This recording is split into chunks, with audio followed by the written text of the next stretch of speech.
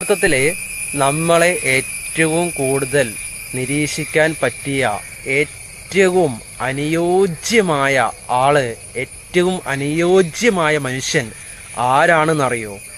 അത് നിങ്ങൾ തന്നെയാണ്. കാരണം എന്താണെന്നറിയോ? നിങ്ങളെപ്പോലെ ആരും നിങ്ങളെ നിരീക്ഷിക്കാൻ പോകുന്നില്ല എന്ന യാഥാർത്ഥ്യം നിങ്ങൾ മനസ്സിലാക്കണം. പുറമേയുള്ള ആളുകൾ നിങ്ങളുടെ നെഗറ്റീവ് മാത്രമേ അവരെന്താ പറയാ ചുഴ്ന്നു നോക്കുള്ളൂ, അല്ലേ? അവർക്ക് അതേ വേണ്ടോ. നിങ്ങൾക്ക് എന്താണ് വേണ്ടത്? നിങ്ങളുടെ പോസിറ്റീവ് നിറഞ്ഞ സമാധാനപരമായ ജീവിതം, അല്ലേ?